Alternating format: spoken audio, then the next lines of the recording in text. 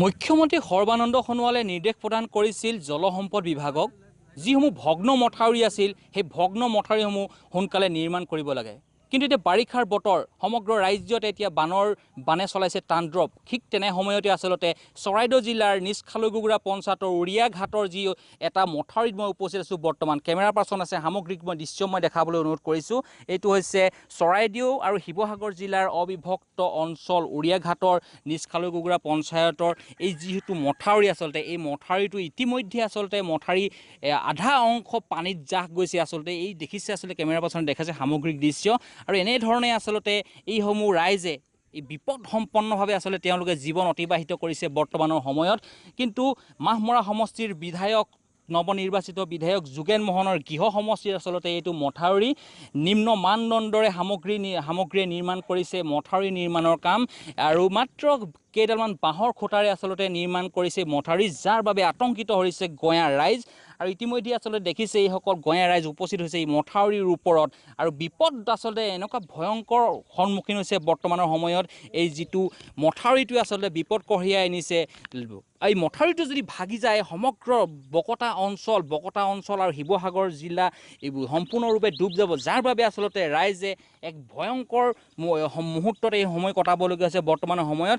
Camera পাৰ্চনক মই সামগ্ৰিক দৃশ্য দেখাবলৈ অনুৰোধ কৰিছোঁ। এই আচলতে এই যিটো মথাউৰিটো আছে নিজ খালৈগুগুৰা পঞ্চায়তৰ অধীনত। কিন্তু এনেধৰণে আচলতে এই মথাউৰিটোৱে বিপদ মাতি আনিছে সমগ্ৰ বকতা অঞ্চলৰ ৰাইজক। মোৰ লগত আছে চৰাইদেউ জিলাৰ আটাচুৰ বিষয়ববীয়া, মই তেওঁৰ পৰা কিছু কথা জানিবলৈ চেষ্টা কৰিম।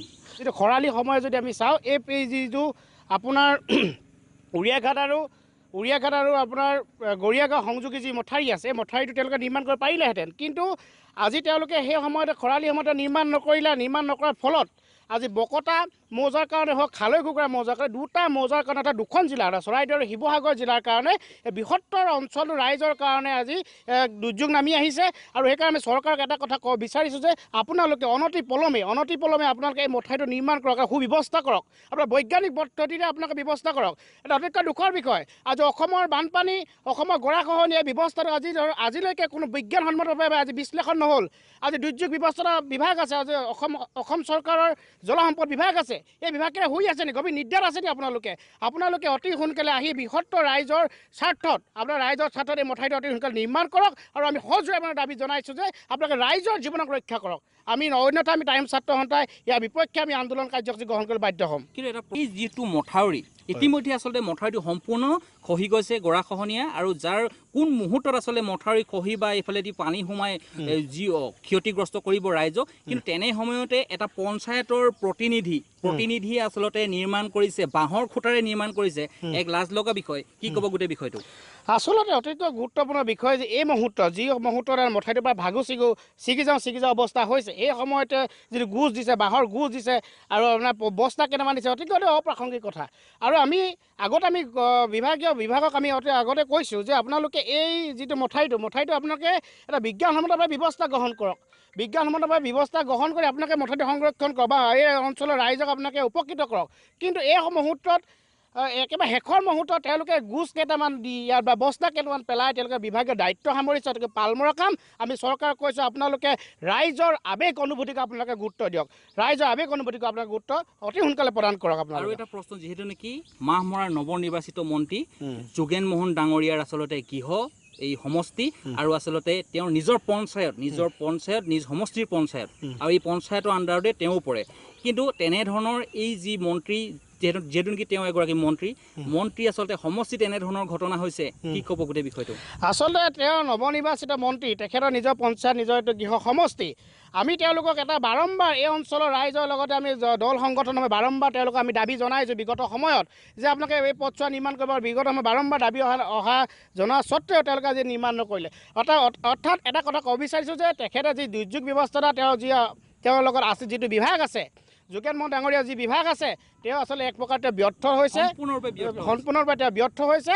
আৰু সেইকাৰণে কৈছোঁ আপোনাক যোগেন মোহন ডাঙৰীয়াক এটা কথা কৈছোঁ, আপোনাক আহি এই ৰাইজখিনি, ইয়াৰ যিখিনি ৰাইজ আছে, ৰাইজখিনিক আপুনি উপকৃত কৰক। হয়, এই মুহূৰ্তত গুৰুত্বপূৰ্ণ এক অভিযোগ উঠিছে।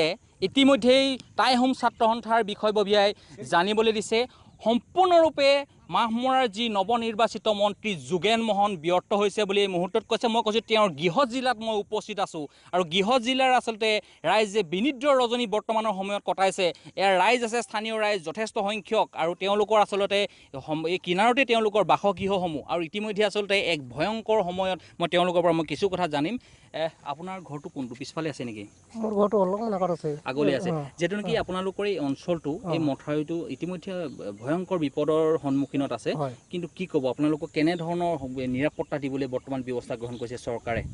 চৰকাৰে মইতো এইটোৱে জনাইছোঁ যে আজিতো বহুত দিনৰ পৰা আগতো মই কৈছোঁ যে বহুত দিনৰ পৰা খহি আছে, খহি থকা গতিকে আমিতো এতিয়া যদি খহি যায় আমাৰ বিপদ হ'ব কি? এতিয়া থাকিবলৈ জেগা নাই, চৰকাৰেও একো এটা সুবিধা দিয়া নাই, গতিকে অতি সোনকালে তাৰমানে বনাই দিবৰ কাৰণে আমি চৰকাৰক জনাইছোঁ। আপোনালোকৰ যিহেতু নেকি সমষ্টি মাহমৰা পৰে আৰু মাহমৰা সমষ্টিৰ মন্ত্ৰী আচলতে যোগেন মোহনে বৰ্তমানৰ সময়ত কিবা ব্যৱস্থা গ্ৰহণ কৰিছে নাই? ব্যৱস্থা কৰিছে মানে মাত্ৰ এঘৰৰ কাৰণে 2000 টকা এটা দি থৈ গৈছে, আৰু তাৰ পৰা একো দিয়া নাই। কিন্তু সেই 2000 টকাটোতো একো কামতো নাহিব মই জানো। যদি মথাউৰিটো ভাগি যায়তো সমগ্ৰ অঞ্চল ডুবিব পানীত, ডুবি যাব।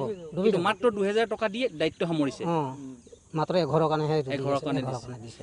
হয়, গুৰুত্বপূৰ্ণ অভিযোগ বৰ্তমানৰ সময়ত এই মন্ত্ৰীগৰাকী সম্পূৰ্ণৰূপে ব্যৰ্থ হৈছে বৰ্তমানৰ সময়ত। কিন্তু নিশ্চয়কৈ এটা কথা ক'ব লাগিব, এই সমগ্ৰ অঞ্চলটো এই মথাউৰিটো যদি ভাগি যায়, ভাগি গ'লে সমগ্ৰ বকতা অঞ্চল, শিৱসাগৰ আৰু চৰাইদেউ জিলাৰ অবিভক্ত অঞ্চলসমূহ এই ধ্বংসযজ্ঞ চলিব আৰু কিছুদিনৰ পাছতে এই মথাউৰিটোৰ এক ভয়ংকৰ ৰূপ ল'ব। কাৰণ আপোনালোকে কেমেৰাত ইতিমধ্যে প্ৰত্যক্ষ কৰিছে সামগ্ৰিক দৃশ্যসমূহ, ইতিমধ্যে দেখিছে চপৰে খহিছে মাটি আৰু কিন্তু বৰ্তমানৰ সময়লৈকে কোনো ধৰণৰ বিভাগীয় বা কৰ্তৃপক্ষ বা চৰকাৰ তথা প্ৰশাসন, মন্ত্ৰী বিধায়কে আদি কৰি কোনো ধৰণৰ ব্যৱস্থা গ্ৰহণ কৰা নাই। মাত্ৰ তেওঁলোকে জোৰা টাপলি মৰাত ব্যস্ত। দেখিছেই ইয়াৰে আচলতে এনেধৰণে এডাল ৰছীৰে আচলতে তেওঁলোকে এইসমূহ আচলতে এই যিসমূহ বিপদ সম্পন্ন জেগাসমূহত আচলতে এডাল ৰছীৰে মাৰি তেওঁলোকে দায়িত্ব সামৰিছে। অতি লজ্জাজনক বিষয় বৰ্তমানৰ সময়ত, যিহেতু নেকি এক গুৰুত্বপূৰ্ণ বিভাগ আচলতে জলসম্পদ বিভাগ, এই জলসম্পদ বিভাগে কিন্তু বৰ্তমানে কোনো গুৰুত্ব প্ৰদান কৰা নাই বৰ্তমানৰ সময়ত।